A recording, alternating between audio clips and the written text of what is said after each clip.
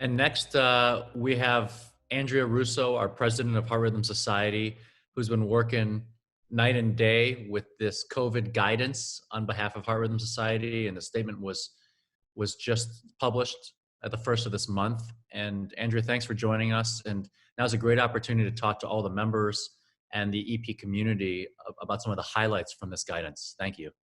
Yeah, thank you, Ron. And I want to really just extend my thanks to all of our colleagues from Asia for sharing all this information today. I've really learned a lot. I'm sure everyone who watches this Heart Rhythm TV program is going to feel the same. Your knowledge and experience are really invaluable. It's just it will allow us to continue to best take care of our COVID patients throughout the globe. So thank you for sharing this.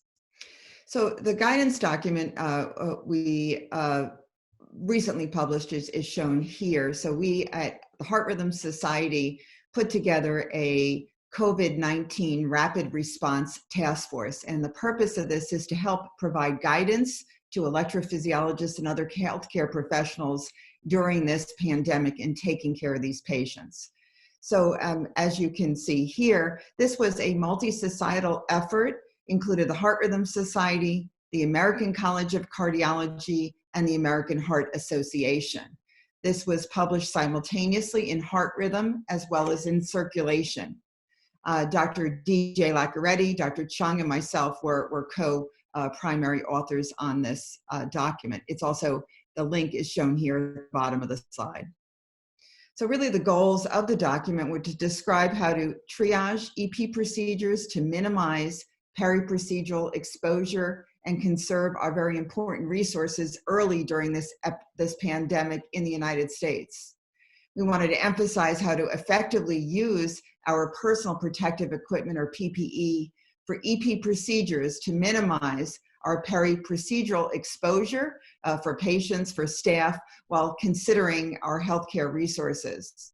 In addition, we wanted to illustrate ways to minimize exposure for inpatient consultations as well as our outpatient visits.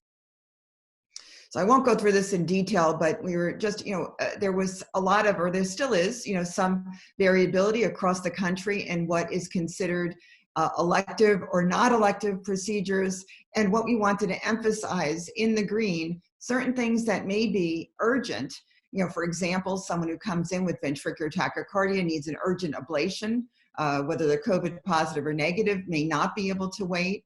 Someone who has complete heart block and needs a pacemaker, anything that would substantially result in increased clinical decompensation or death is something that might be considered urgent, as opposed to a lot of things that we do in electrophysiology can wait. It's not that we're going to cancel it forever, but we're going to postpone many of these non-urgent, purely elective, or even some of the semi-elective procedures. In those procedures who do require devices, we try to get them in and out of the hospital as quickly as possible to minimize exposure, so we consider same-day discharge. So similarly, there's still, some variability and some controversy as what type of equipment to use during different types of procedures. So first of all, and I've learned a lot today from everyone else in what you're doing in China, in screening patients for EP procedures. Right now we screen for fever, we screen for symptoms, and we screen for high-risk exposures. We are not currently doing testing for every patient because a lot of our centers, don't have rapid testing. Actually, I'm fortunate at my center, I can get a test back in 6 hours, but it's still probably not rapid enough. If you want to screen people, it would be nice to have even a more rapidly available result. Now, if patients do require anesthesia and they require general anesthesia, we need to plan ahead.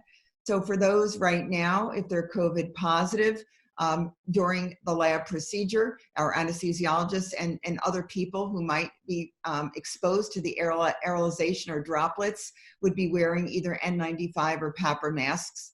We also addressed what other types of protective equipment to wear. Now, a lot of this may be simplified in the near future if we can get rapid testing within a very short period of time. So we'll know that, if our staff and if our patient on the table is positive or negative.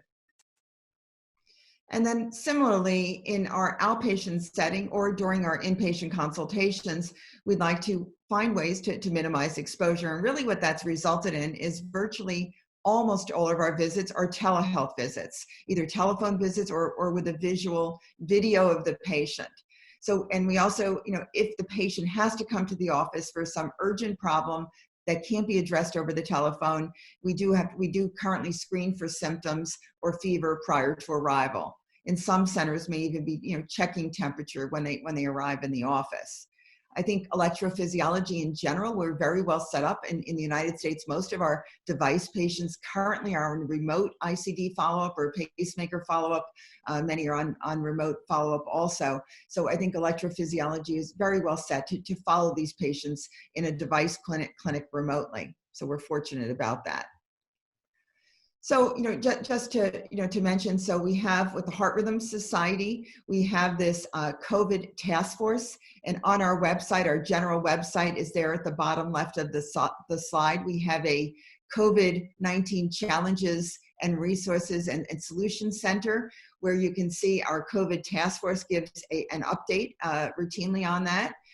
We also have a lot of information. This particular Heart Rhythm TV program will also be on our website, as well as some information here regarding our COVID, our resource document, other things like telemedicine and other new information that comes out. So this will continue to be populated over time.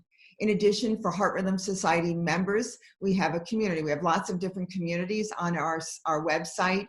And this one is a COVID-19 challenges and solutions community where members can communicate questions and their experience with each other and share ideas as things change.